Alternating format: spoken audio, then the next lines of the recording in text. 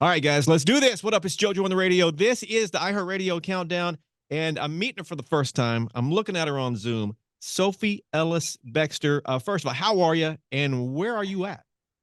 I am good. Yeah, I'm speaking to you from my home in London, and life is good actually. Yeah. We got so much to chat, but the first thing I'll say is huge congrats. I mean, this track, I mean, has resurfaced in the biggest way possible. I mean, that's your life has got to be going. It must be just. I don't know where. I don't know if your life was crazy before, but it's got to be just crazy right now, right? Yes, and actually, yes, life was already quite crazy. I had a very busy year last year. I released my seventh album and I've been doing lots of touring. So I was like, oh, I'm going to start 2024 in the studio, just do some songwriting. The festivals and shows can wait. And then, yeah, Murder on Dance Floor has whisked me away on another little adventure. So, yeah, it's lovely though. I am not complaining, I promise. Sophie, this Murder on the Dance Floor track, when did you know? Because it charted what, pretty much 22 years in the 22 years after it initially charted in the UK. Here we are again. When did you know this song was going to be massive in 2024? And I know it was in the movie, but a lot of songs hit movies. That doesn't necessarily make it do this. You know, when did you have a feeling like, oh crap, this is really going to be big? Actually, probably just like as New Year was being welcomed in, being rung in, because I was starting to see all these TikToks and all the streaming just kind of starting to really blossom. But I have to say it's been pretty glorious because I love singing this song. I've had lots of happy times with it already. So seeing all this new interaction and all this new energy around it, it's just lovely. And yeah, it took me a little minute to get my head around it in January, really, because I wasn't expecting it at all. Yeah, exactly. But now I'm starting to I'm just really enjoying it, quite frankly. Like, what an amazing little adventure, right? Ain't it the truth, man? Sophie, new album in the works. What can you say? Give me, is it 50% done, 60% leak what you can leak? What do we got? Oh, Or is it I can tell you it's a dance disco pop record. I mean, I'm a pop kid at heart anyway. And happily and in complete serendipity, I was already writing with lots of people I haven't worked with since Murder on the Dance Floor. How crazy is that? It's funny how parallels happen sometimes. right? And as for percentage, I don't really know. I'm someone that really likes writing, so I just I'll know when it's done. That's So all you're I you're can one tell you. you're one of those where the album is done and all of a sudden, whoa, stop everything. Just wrote the greatest song ever. We got to get this on. That's all right. All right. That's that. You know That'd be what? nice. It's always the song that almost doesn't make the album or the last one that seems to be something. I don't know what it is, but I've heard that story so many times. So anyway, how did Murder on the Dance Floor end up in Saltburn? How did that process? How did it happen? So Emerald Fennell, I think she's one of those directors, a bit like Quentin Tarantino or Edgar Wright or someone, where they basically make a movie and the soundtrack is already kind of baked into the way that they envisage it running out. So she approached me and said, I mean, it's very flattering because she said, "Oh, there's no other song I can picture for this scene in Saltburn." But I didn't really know very much about it. All I knew was it was all of the song and none of the clothes for the person dancing, and that was kind of it, really. Nudity and murder on dance floor was all I knew. And then I went along to a screening with my mum and my eldest boy and my brother and my husband. And I don't know if you've seen it, but it's not necessarily all intended for family viewing. Oh But no, there we absolutely. were. Yeah, And it we was. survived. It was. I'll get to that in a second. I want to get your first reaction, but that movie, I was like, I mean, my reactions were, oh, and then and then it's yeah, it's. If you haven't seen Saltburn, it's a lot. Sophie, you just mentioned it. I want to dive a little deeper into it. You're watching Saltburn. I didn't realize you Mhm. brought your husband, and you said your son's how old again? So he's a teenager, so late teens. He's 19, so it's Okay, okay. He was all right. fair enough. All right, so you're watching this movie, and Mm. this the scene comes, the dancing naked scene, and the whole movie. What was your reaction to that dancing naked scene when you saw it for the first time? Well, firstly, I'd really enjoyed watching the film, and I Right. think the thing about naked dancing is, well, you'll know having seen it. It's not shocking. It's not even in the top three most sort of challenging moments in the movie. It's Right. Oh my it's God, she more is so yeah. it's more about, I suppose, like the complete freedom and sort of brazen, I don't know, peacocking of just kind of like walking around this house, just like I'm going to do this totally naked because I've got complete ownership of this moment. And actually, funnily enough, reminded me a bit of the music, the video clip that I did for Murder when it came out, because I also played someone in the video where I'm evil and I'll do whatever I want to do just to win, and it worked out for me as well. So maybe Murder on Dance was always intended as a sort of closing credits moment to some evil person getting their way. Well, you have, if you haven't seen this movie, you got to see it, in particular just to see, well, if you can handle this movie, you got to see it. And the dancing scene, it just kind of fits. I can see why this song is blown up. You're working on the new album. I assume a tour, or festivals, or what are we thinking as far as, road, on the road? Yes, I'm touring Europe for the whole of March, and then I'm hoping to do some US dates. We're just working out at the moment, which would be very exciting for me because I've never done that before. And then in the UK, I'm supporting Nile Rodgers and Chic and festival dates. And yeah, I've got a very lovely year ahead of me. Do you enjoy life on the road? And I've talked to a lot of artists about this. I mean, I think 99% of people love the on the stage. I get that. Mm. But everything that goes with it, do you love that, or you're like, ugh?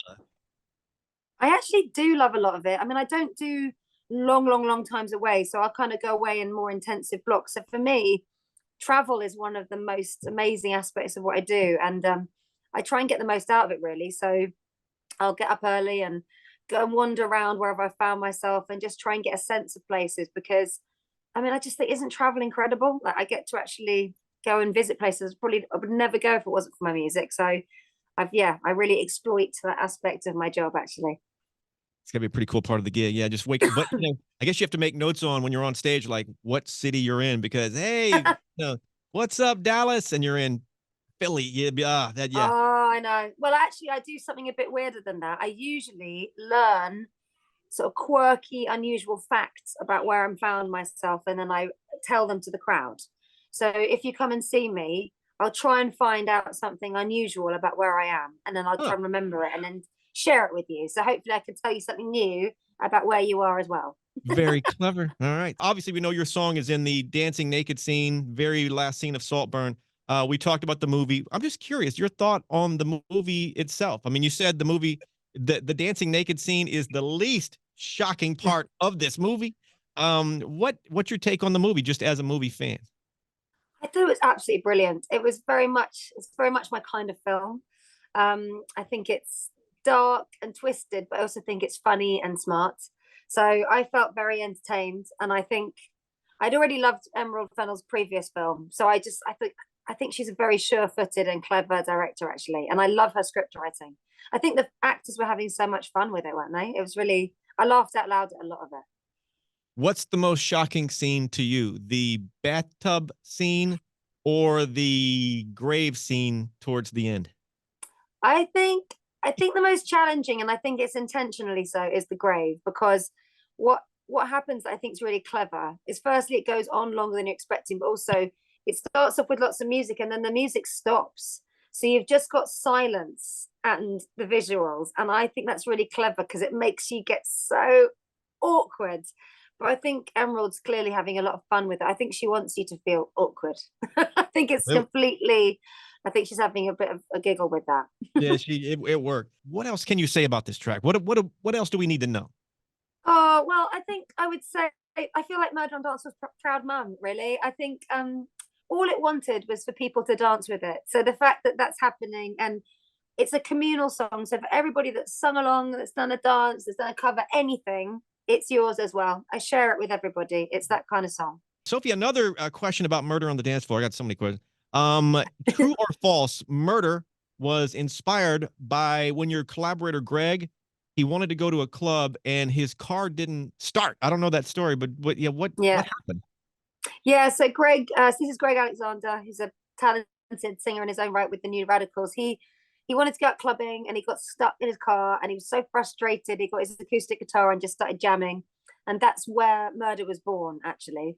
So by the time I met it, I always thought it was about like the peak moment on a night out where the dance floor's crowded and you're just like, I'm having the best time, that kind of feeling. So somewhere in the middle of all that is where Murder lies. And this song I believe your song was initially going to be the lead single on one of the New Radicals albums or whatever, but for some reason is that true or not? Maybe that's not true. You know what? I don't know that if that's true. I don't know. No, I mean, when I met it, it was kind of like quite an embryo. He had like some ideas for it, but it wasn't a kind of fully formed song. And Greg was very generous and said, "Look, if you like where this is headed and you can finish it, it's yours." And actually, we ended up collaborating a lot together. I'm still in touch with Greg now. Oh wow. So on that Yeah. note, let me scratch. That's false. That's false news. Sophie, congrats. To my understanding, you've signed a new record deal. Everything's going crazy. Signing, is that true? First of all, and when did that happen? If it's Well, true. actually, it's not true because I mean, I'm still sort of weighing up what to do actually, which is a very nice feeling. But Oh, I've been very happily independent. I've released my last 4 albums on my own label, so I'm kind of working it out. But I will tell you, I'm writing a new record and just having a really nice time. I love songwriting so much, so I'm really just enjoying accumulating some new pop friends. so the phone's ringing for record deals to happen, but you're not quite picking up just yet. You're kind of No, this I'll is wait and see. Look, I've been doing what I do a really long time, and it's got to be right. So when it's right, then I will do what I need to do. this is called negotiating. People This is laugh. called leverage. Yeah. All right, Sophie Ellis-Bextor. Sophie, you don't know this about me. We just met, but I am obsessed with the paranormal, ghost, Oh, haunted houses, all that stuff. I even have a podcast called Paranormalish. I talk to people who've had these crazy encounters. I've heard the wildest things. I Do bet. you have you ever had anything you would consider a paranormal encounter? Well, first of all, I used to be absolutely obsessed with the paranormal. When I was a Yeah. kid, that was ghost stories, anything spooky. Um, and frustratingly, as yet, the ghosts have sort of left me alone, or at least I'm not open to be able to spot where they are. But I do love a good ghost story. I love it. Okay, my challenge to you is as you hit the road, doing tour dates and whatever, some of these hotels, even the most beautiful, amazing hotel, are going to have a Mm, history, a backstory. You're going to come yeah. across one at some point. Don't stay in room 515. Look out for the seventh floor. As a favor to me, and you can say no, most people do. Would you request the haunted room, and then perhaps our next conversation we can chat and see what happened, assuming you survive. Look, I would happily do things, but I think requesting the most haunted room doesn't sound like the best night's sleep. I've got 5 children. When I go on tour, I want a good night's sleep. I don't want to be woken by anything spooky thing, child, animal. But I do a good ghost tour, and actually, some of my most spooky stories came out of a ghost tour I did in New Orleans. So maybe I'll have to do more of those on the road and tell you what I learned that way. Can I do That, that, but still have a that good night's sleep, that's please? a fair. That's fair. That's totally fair. I appreciate it. All right. True or false? I believe you have an 11-year-old. Mm. And after they heard "Murder on the Dance Floor" on the radio, as all 11-year-olds do. My she keeps me grounded. I don't know if this is true or not. They said, "Huh, Mom, I think this "Murder on the Dance Floor" song is a bit overrated." Is that a true statement? It is true. Yeah. What was that like? Yeah. Yeah. I think, look, I've never asked them what they think of my music. I'm just their mum, right? But I think there's a healthy mixture of being a bit proud and then also being really mortified. So yeah, sometimes they can just say a little sentence like, I think this song is overrated. And yeah, a little bit of daylight creeps in on the daydream. Oh man, I'm on the radio. I've been on the radio for my daughter's entire life, and she's like, "Meh, whatever." My dad's on the radio. That's kind of quite good. You don't really want to be raising a fan. Come on. Oh man, so that's clearly. I have a British question. Yes. I'm a big fan of British culture. I love the British tea. I even took the Ancestry or the 23andMe test. I forget what it was. I am basically Yep. all British. And this is a bit of a controversial question. How do you make a proper cup of British tea? That's not the controversial part. We'll get to that in a minute. But how do Okay. you make a proper cup of British tea? Well, first of all, just to reassure you, I'm drinking tea as we speak because I'm Of that course you are. British. Yes, you Yeah, are. of course. It's probably like my 17th cup of the day. Oh, I love it. Um, I make it tea bag, hot water, let it brew 4 minutes roughly, tea bag out, milk in. My son, weirdly, milk first, then tea bag, then water. So I don't know what I've done wrong there. but I think I make it the right way. Okay. Yeah. Here's the controversial part. Ed Sheeran looked at me like I was crazy for even bringing this up, and I'm not saying I do Yeah. this. Dua Lipa looked at me like I'd kicked her dog. Dua Lipa's dad, he almost, he was ashamed to be talking. He was a great guy, but he looked at me like I was nuts. When you heat the water, is it kettle on the stove, or would you ever dare to microwave the water? Why do you microwave the water? You've got to boil it. It's got to be absolutely boiling hot. I mean, I the don't even like microwave, using those cooker things. I want it to be out of a kettle. And also, you get those hot taps that have boiling water. right? I don't want to use that. Firstly, it's never actually at boiling point. Secondly, part of making tea is the ritual and the punctuation of the method. You need the putting the kettle on. You need the little bit where it takes a while.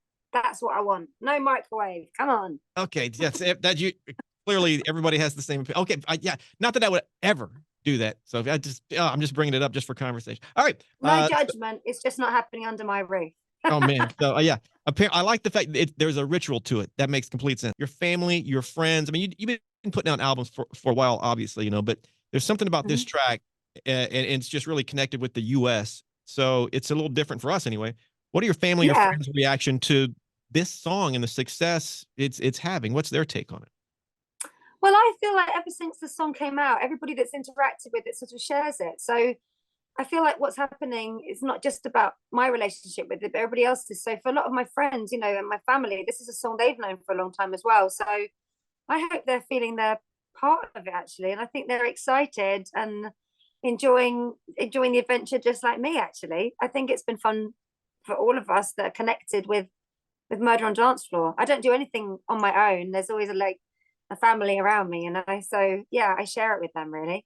It's working. Just keep doing what you do. Huge congrats, Sophie. Quick recap, Sophie. Murder on the Dance Floor. Obviously, it's out. It's killing. It's in the movie Saltburn. If you want to see a naked guy dance to her song, there you go. A new album coming out soonish. More details. Just follow Sophie for all that. What else do people need to know, Sophie Ellis-Bextor, about Sophie Ellis-Bextor? Oh golly, what else? Is there maybe that's it? Well, it's hard to sum up what else I've been up to in the 20 years since it came out. Look, I'm very happy. If all you ever know about me is I'm Murder on Dance Floor Lady, that is fine. If you check out my other records, you might find more. And coming from the same place, I'm a big pop disco kid myself, so that's definitely my ethos. But mainly, if you get the chance to come along and see me live, because I really love doing it, and I promise my intention is always to make everybody dance. So let's see what happens. When you come to the US, specifically LA, I would love to say hello in person and have a proper cup of a British tea, if that's okay. That would be absolutely fun. I'll even let you bring your microwave. Oh, no, not that I would ever do that. I was just bringing that up. I would never, ever microwave the tea water, Sophie. That's awful. So, Sophie, at the end of every interview, fist bump to make it official. Tap your little can there. Give me a little. Oh, yeah. Where's my camera? There. Oh.